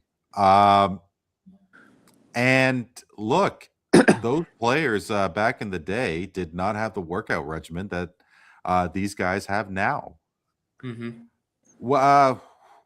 Where do you stand on this? I mean, is there a point that these players may have if they do believe that 82 games is too much for a regular season? Well, I can see both ways. I could see on the player's perspective how 82 games might be too much, but also you have to look at it on the other side of the coin. And you talked about it, having the proper workout regimen, taking care of your body the right way. You look at guys like Joel Embiid and Zion Williamson. Both of those players have not really taken care of their body well for the most part, and you call them injury prone because that's exactly what they are. I mean, Zion has barely been healthy a full season in his career, and Joel Embiid isn't even playing right now because of his injuries and his load management, as well as we talked about before. But then those Achilles injuries that will happen to Lillard, Halliburton, and Tatum, stuff like that can happen to you if you're not taking care of your body correctly, or if it's just at an unfortunate a time, like in the season. In these cases, it happened in the playoffs. And for Damian Lillard's case, he went back to Portland and he signed a 2-year deal as like a cushion to get himself 1 year to recover and 1 year to go back to Portland. So, but maybe Kevin, it's that they're working out too hard at the gym. I mean, Yeah. you guys as ball fans, baseball fans. I mean, I think that's exactly the reason why pitchers are dropping like flies, because they're hitting the weights too hard. You can definitely overwork yourself for sure. Like I've done it myself before. I've done too much to where I strain my muscles too much. Like I was hurt for like days. That definitely can happen. And of course, in a sport like basketball, where it's fast paced, you need to have your speed down. You need to have the physicality to be able to shoot the basketball and be able to defend. Stuff like that can happen for sure. Obviously, like you look at a different sport like football, where you're seeing all these injuries be run rampant and pile up because it's of the physicality of the sport. But for basketball, although it's less physical than football in this case, I do feel like it definitely comes down to your workout regimen and how well you take care of your body. I don't think like the 82 game thing is like that big of a deal in terms of like it being too much, because you got to look at other sports too. Baseball, that's 162 games. Players get hurt all the time. And for whether if it's their workout regimens or if it's because of the sport, like you can hit the face, you can hurt your arm, you can blow your arm out, stuff like that can happen. But I think ultimately it all boils down to how you take care of yourself and if you are ready to be able to play the sport that you're getting paid millions and millions of dollars for. Yeah, I do agree. I mean, obviously, baseball, there isn't as much strain beyond a pitcher compared to a sport like basketball. But yeah, you certainly make a solid point. Tony, I do want to get back to what we were discussing before you had the tech issues there. But, Maddie, I have to say that there is something about the Oklahoma City Thunder that I find extremely intriguing, especially with basketball. I really can't put my finger on it, to tell you the truth, because you have these mega cities like New York and especially Chicago over the last 20 years.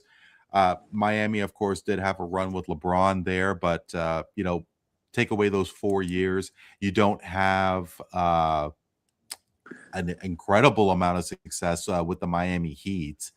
But I don't see anybody really wanting to break the door down to get to Oklahoma City until this current crop.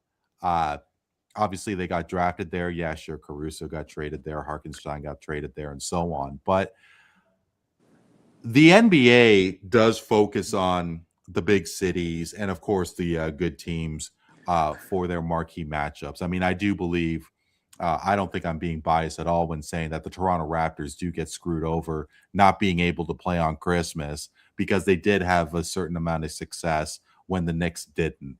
And the Portland Trailblazers, yeah, sure, they had Damian Lillard, but I mean, so what? But is this something that the NBA appreciates, with the smallest city in their NBA family being as dominant? Because the way I see it is that the Thunder is going to be a force to be reckoned with for many years to come. But like, would the NBA benefit more with the Bulls and the Lakers and so on being those juggernaut teams? So I think the Oklahoma City Thunder is an amazing case, because it's not just the fact that they are a small market team and they did it for the state of Oklahoma. It's the fact that this team a few years ago was so bad and they were so young and so inexperienced. But then you look at what Sam Presti, their top executive, did, and all of a sudden you see that this team built up, they got better, and so on. And they're the best team in the NBA by a country mile, and no one has a problem with that whatsoever. And listen, the Lakers are the Lakers. I mean, they're going to get trounced by Oklahoma City every chance they get. Although there's one team in the Western Conference that just seems to have their number, but it's not the Lakers. But hey, listen, I think it was a frenzy back in the 90s when the Bulls won 6 NBA championships in one decade. because it's Chicago and it's a big market. But I get your point about the Thunder. I think it's. But you know what? think San Antonio has a great following as well, and I don't really think the NBA lost a lot of money with the Spurs and their success. They did not, and they're right Yeah. now rebuilding things back up right now with the Spurs as we speak.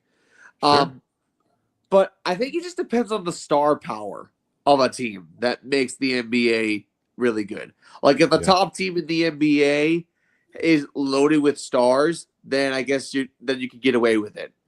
But Shai Gilgeous-Alexander is arguably the best player in the NBA right now, and the Thunder have a bunch of young studs on the roster that are just so talented that you're okay with letting this go the way it is. Now, if teams like the Knicks, who have 4 or 5 players from Villanova on there, make a run, if they win the NBA championship, oh my God, the NBA would lose their minds. They probably rake in a lot of money because it's New York and it's the Knicks, a team that hasn't won a championship in 52, 53 years. But for a team like the Thunder, you know, it's an interesting case because, yes, they're a small market, but they're talented. And they have a really good bunch of players on that team. They sure are. Absolutely. You know, Tony, I do want to get back to what you were discussing there about American players and everything else. No, I don't agree with the whole notion of specifically a Black American being a star. Like, I mean, if Cooper Flag could be what he's projected to be, I think it would be an incredible. I think that would be the infusion that American basketball needs. I mean, take a look at the whole Kobe versus LeBron debate. How many people actually bring in Steph Curry? Because to me, Steph Curry is more of a game changer than Kobe and LeBron, quite frankly, because he's jacking up all those threes, and then the league has become more of a three-point shooting league. Nikola Jokic is just not flashy enough. I mean, Tim Duncan, I mean, the big fundamental and one of the greatest power forwards, if not the greatest power forward, he's just not flashy enough. If Cooper Flag has that step, and that's what we were talking about as you were taking care of your tech issues there, if he has a jump and if he could jam it like Anthony Edwards, I don't think people could care less a black, white, or green, whatever. What do you think? Sorry. There we go. I disagree with your disagreement. I think just you know, again, it's just observations following the media and the way they basketball media, football media, the way they racialize things. I think they put a big priority on it. Look at what Kendrick Perkins did to Jokic 2 years ago. You know, basically and he got criticized for it hard. Basically but did Jokic lose the MVP race? So it worked, right? You know, was Embiid really the better player? I don't think so. Nope. Now, so we can't be naive. I mean, I know people always want to say, "Oh, you can't have uncomfortable conversation." This is an uncomfortable conversation that a lot of people aren't willing to have. Let's go. It's the absolute truth. There is a priority on this stuff now. They put a lot of emphasis. I don't want to talk about it, but I have no choice, right? I have no choice to talk about it because they throw this shit in our faces every day. I don't care who the face of the NBA is, whether he's white or black. I just want him to be good. I know you guys mentioned Anthony Edwards, which I think would be a great face for the league, but he doesn't want it. He said he doesn't want it. And, you know, so the answers are, I don't know. I have no idea, but it is a conversation. It is something I believe 100% it's a preference, right? You're telling me Stephen A. Smith is not gonna have something to say about that if it's Cooper Flag and nobody else that you're gonna talk? Come on, $20 million a year to scream at the top of your lungs for your community. He's not gonna. Now, I personally don't watch American sports media, and you know, what you were talking about before, when with Shedeur Sanders and the sideshow that is Shedeur Sanders.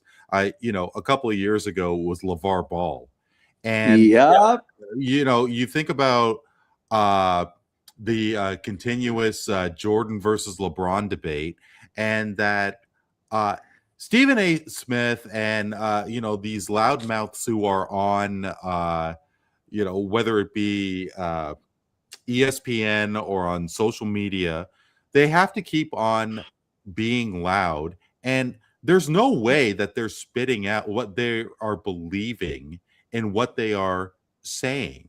I mean, I think they're just making up a narrative. I don't really believe Kendrick Perkins when he says that it's a racial thing. I think he's just looking for an angle just to get views. I mean, I think now we are at a point where I could say the most ridiculous thing, but it's not about legitimacy anymore. It's about saying the most bombastic thing to get more views, to keep on getting those views, and keep on saying more outrageous things. And it's working. And a lot of people believe it. You know, you can, especially at the But I don't. 11, 10, especially at the 10 a.m. At the 10 a.m. time slot. Who the fuck is watching at 10 a.m. in the morning? People who are unemployed, for the most part, right? So they'll believe anything you tell them. So it's working. The point is, it's working. And it's out there. Whether they believe it or not, I think some of them do believe it. But yeah, you're absolutely right. A lot of people don't believe it, but they're just using that as a narrative for their own clicks. It becomes a part of their shtick, right? Ryan Clark's become really good at it in ESPN football. But yeah, no, I see what you're saying, Randy. But the point is, people buy it. They buy into it, and it worked. It worked. Jokic got screwed out of an MVP for that reason.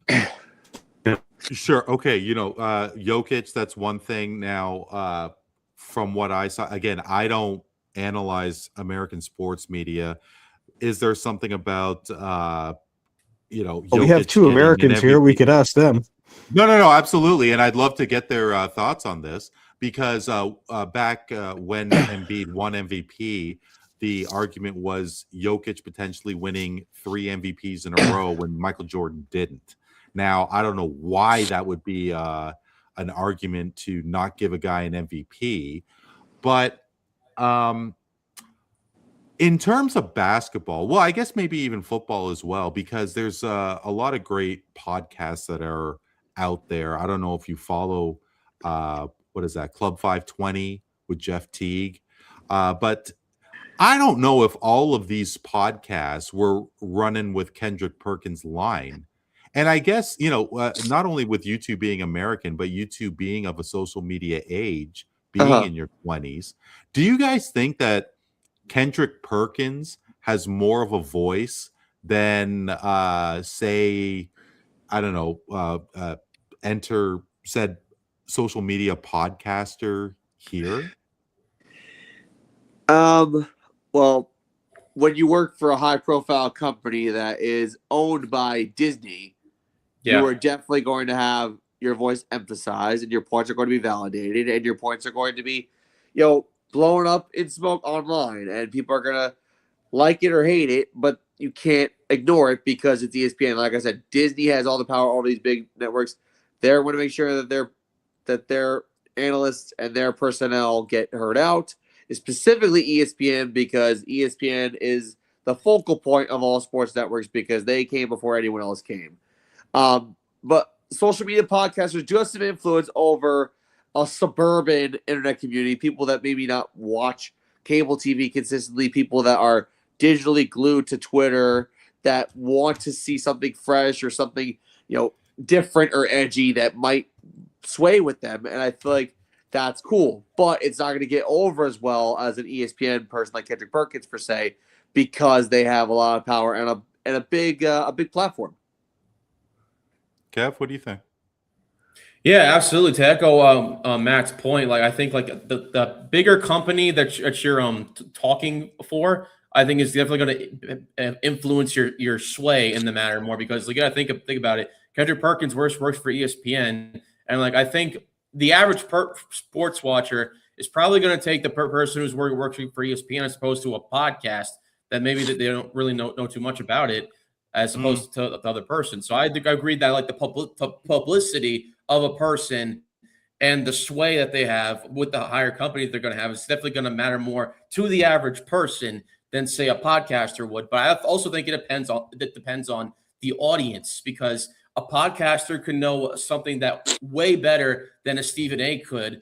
Like to me, like I don't really trust guys like Stephen A, like Kendrick Perkins. I don't really take their word for anything. I formulate my own thing, and then I see if other people agree with me or not.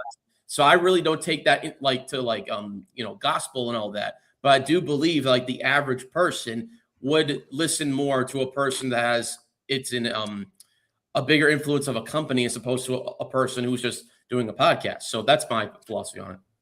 Is it going to be like that in 10 years? I don't think so. I mean, take a True, look at true. Very well ABC, changed. NBC versus Netflix and Amazon Prime. True, yeah. Is it going to shift to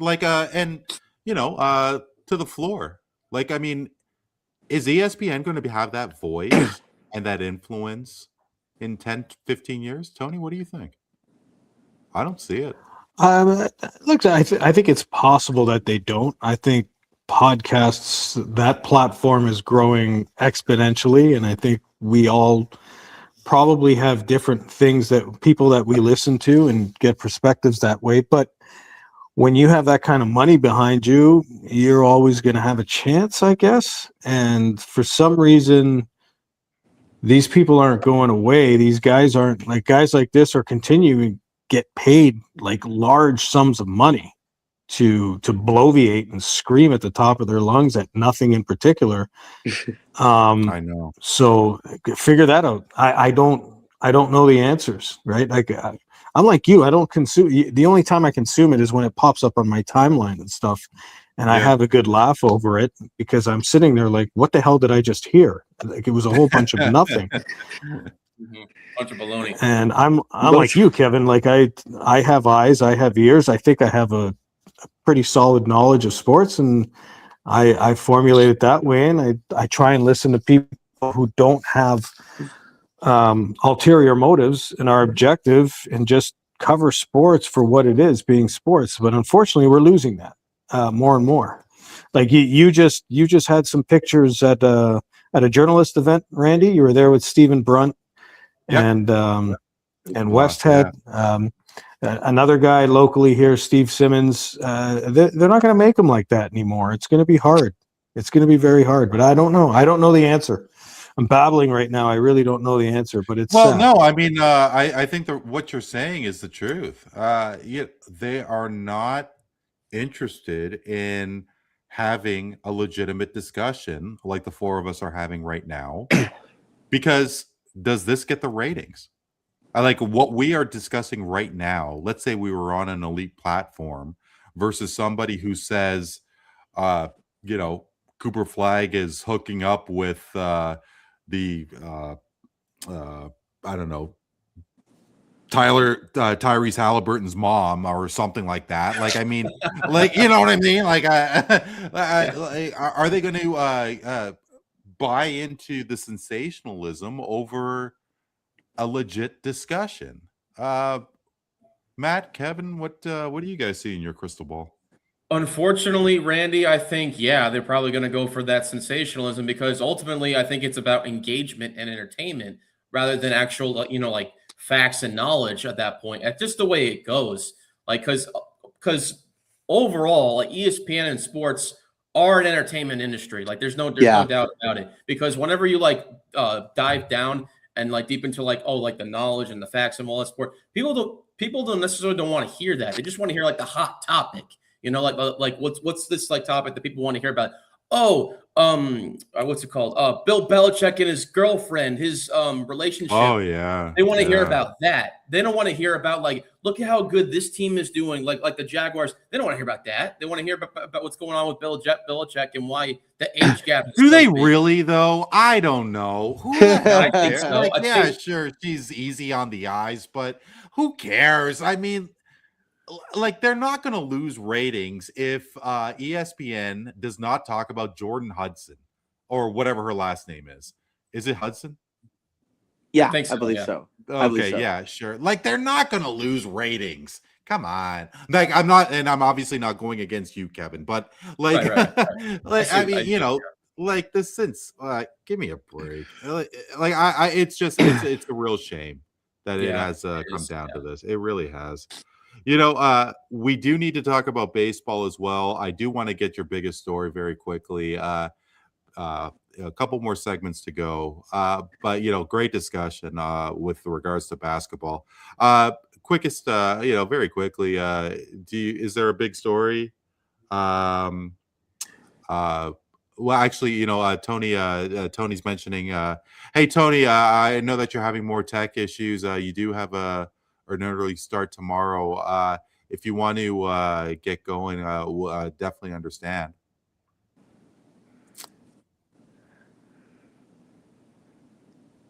Tony, you're on mute, buddy. Oh, yeah, no, I do have to cut out soon. I got a long day tomorrow, so I need some sleep. And my battery's my battery's actually down to like 10% now. No, you know what, Tony, it is all good. It's all good. Why don't you? We'll definitely catch up. You had a Major League Baseball question? Sorry, I can. Well, yeah, you know what? Why don't we skip baseball? The Yankees and the Blue Jays are going to meet in the ALCS. Whatever happens. I hope you're right.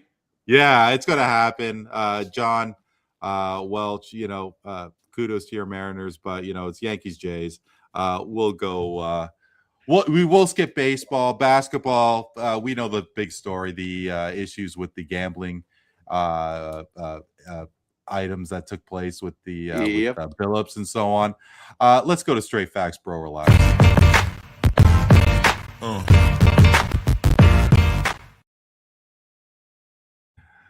It is the final segment of the show, and usually we have a couple of questions for Straight Facts, Bro. Relax. But because it is our year in review show, we are going to hammer through what we believe is the top sporting moment of 2025. Tony, why don't you lead it off for us? Your sporting moment for the calendar for 2025. Well, I mean, we'll get back to baseball on that one. Obviously, since this is Voice of the Fan Canada, we cannot not talk about the Toronto Blue Jays run of the World Series. I mean, first of all, it was unexpected. So the fact that it was unexpected makes it that much special. It was an incredible run. This city hasn't seen something like this since 2019, obviously, when the Raptors had their run. There was incredible energy. And I think now that a couple of months have passed since that Game 7, it really was a phenomenal series. I mean, I hope the players look back at that and said, we were that close. And it's almost like there was no clear better team in this. I mean, that's how close it was. It was such an incredible series, one for the ages. I can't think of another series better than what I saw in my lifetime. So I hope we take that and let's see if they can get back into it. But I mean, that has to be the story of 2025 for us here in this area. It was a great time for sure. Maddie, your sporting moment. Well, at least you can feel that right there. My guy, the rookie for the Yankees, came slowly strike out 12 batters in a winner-take-all Game 3 against the Boston Red Sox in the AL wild card. The reason why this is my favorite sports moment is because this kid grew up minutes away from Fenway Park. Lifetime Boston Red Sox fan. Pressure, Game 3, winner-take-all, winner advance to the next round.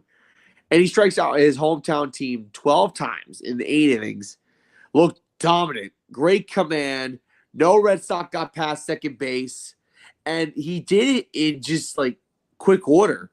Like, he was just on fire that night. And, we've seen a lot of rookie pitchers make very strong impressions in the playoffs, but Cam Slaughter started it all.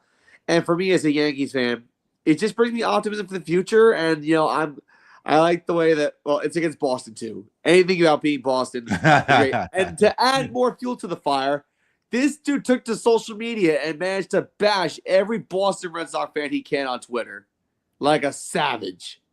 I love it. Kevin, how about yourself?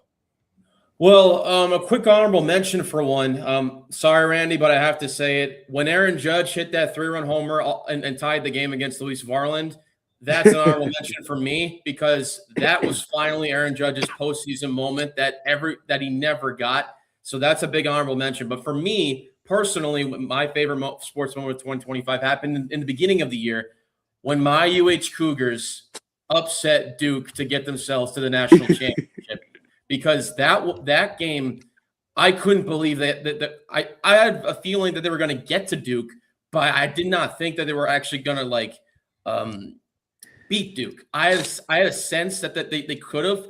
Me and Matt, and we did a March Madness bracket challenge, and I was the only one that picked the national championship matchup correctly. I said Florida against Houston in one bracket, and it was just that. I was so happy because keep in mind, this is a Duke team that had Cooper Flagg, Con Kneppel, Tyrese Proctor. Two of those three guys are now in the NBA right now.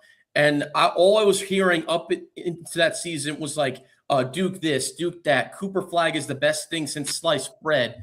And my UH Cougars, my alma mater that I went to, they beat them in the Final Four. They were down by 16 points that game, came all the way back and beat them in the final seconds. I was just so elated, and Matt knows the video. I even showed him the whole video. I was like, I got the video. I haven't been that elated in a sports moment in a long time. That Aaron Judge moment was awesome. It made me jump out of my seat. But that UH win against Duke definitely took the cake for me as far as my favorite moment. There is something about big upsets, especially in March Madness, and as a Cougars alum, Houston must have just been on fire with the exuberant celebration.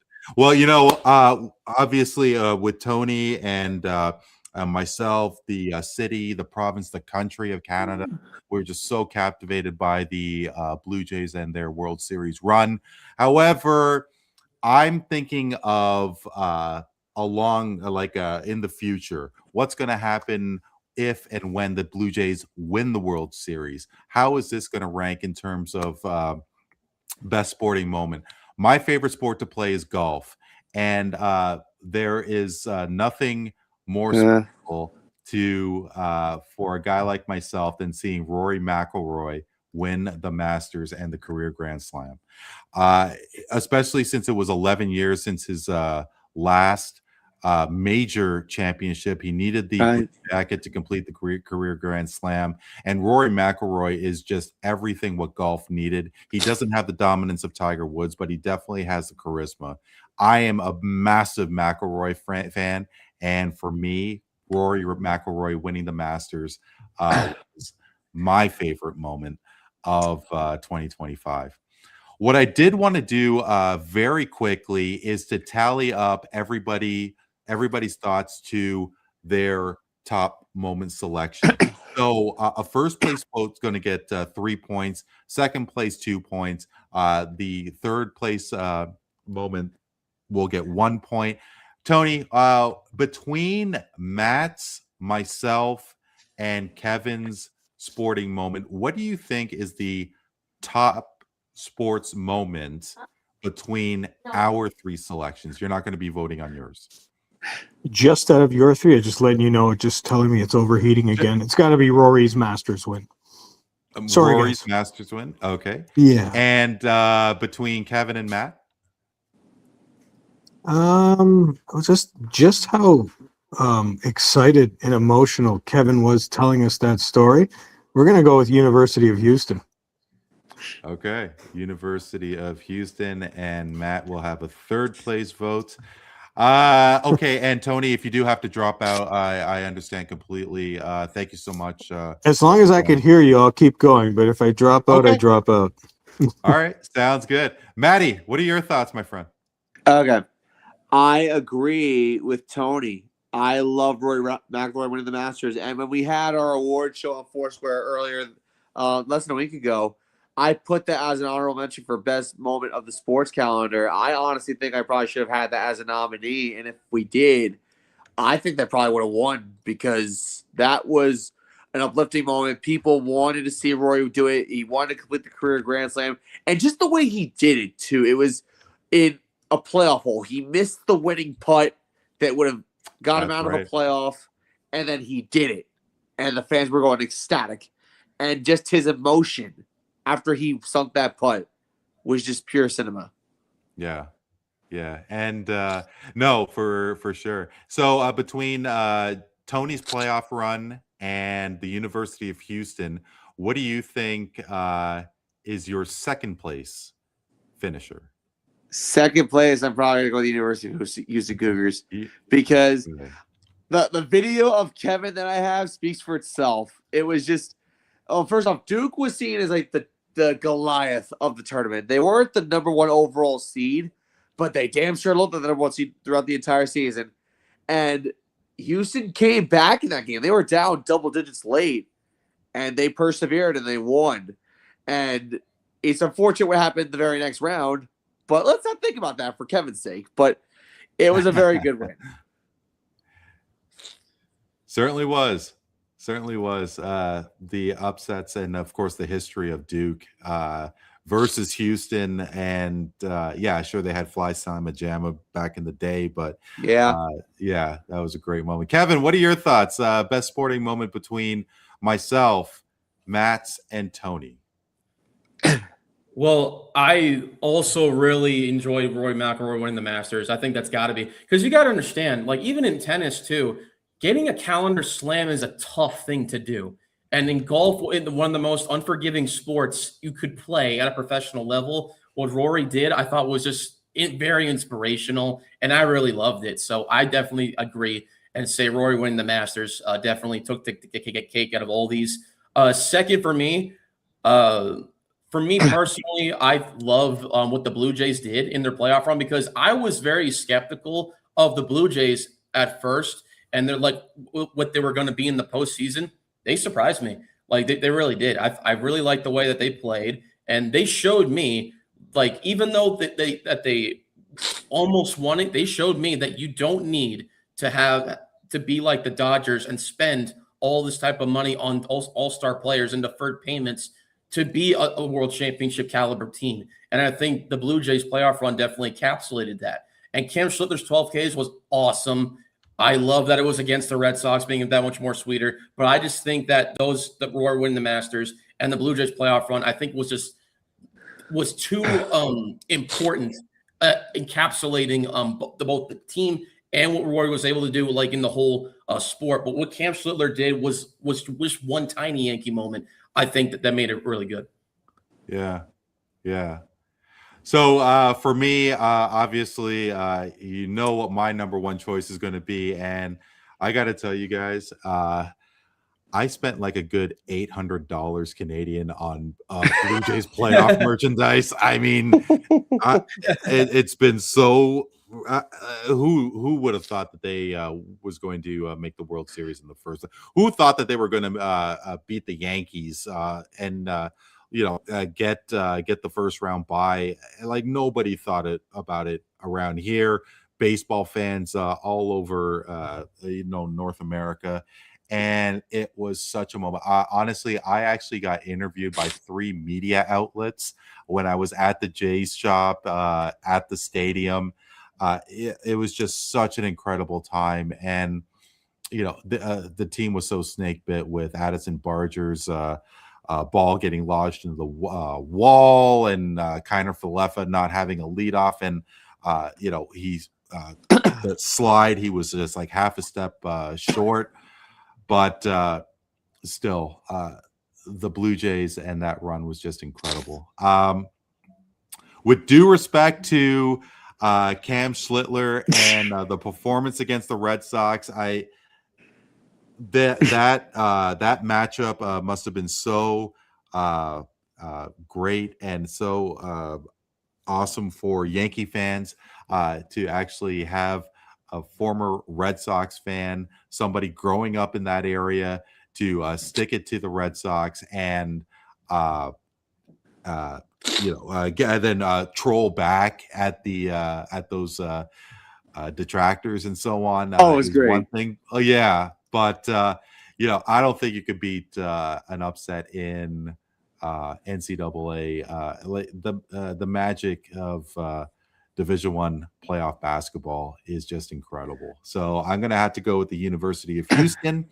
So if my math is right, it looks like the top moment would be Rory McIlroy winning the Masters and I'm a little surprised because I think we don't really talk about golf on this podcast, and what is there really to talk about? But I think Rory McIlroy just has that ability to garner a lot of attention. And no, he's not Tiger Woods, but he doesn't really have to be.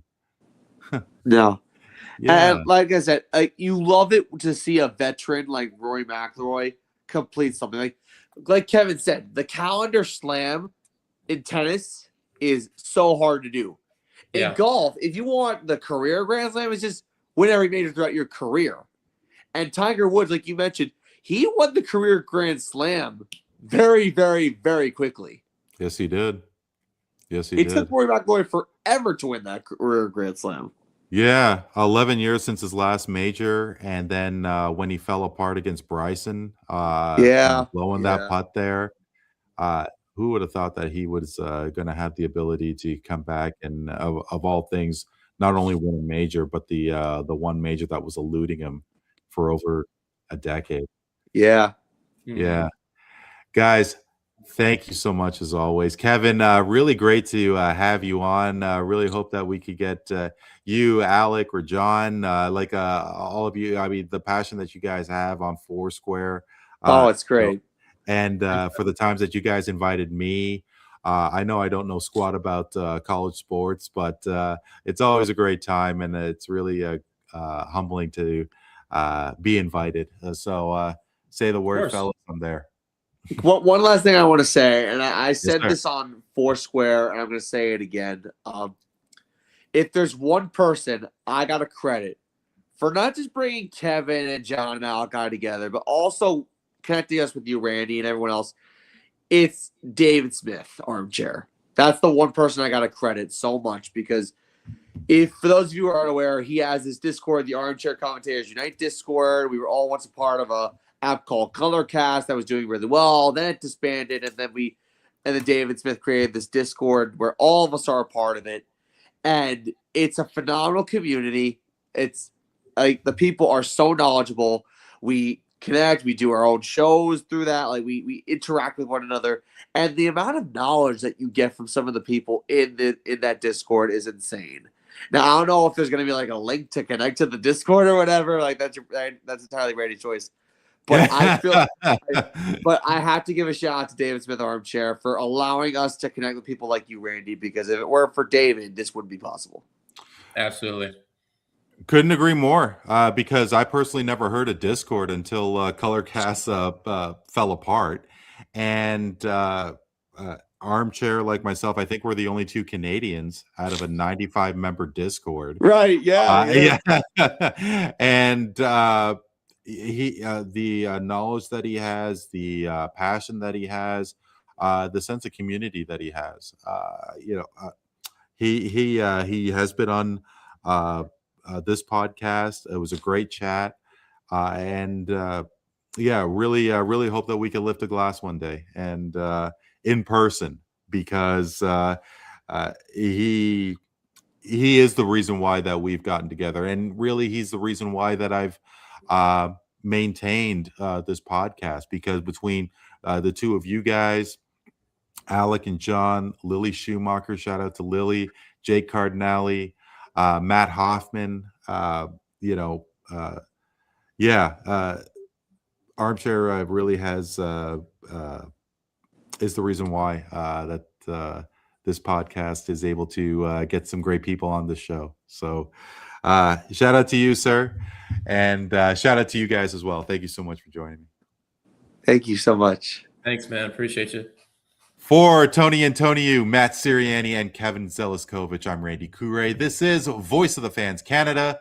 Hope you're doing well and keeping safe. We will talk to you next time. Happy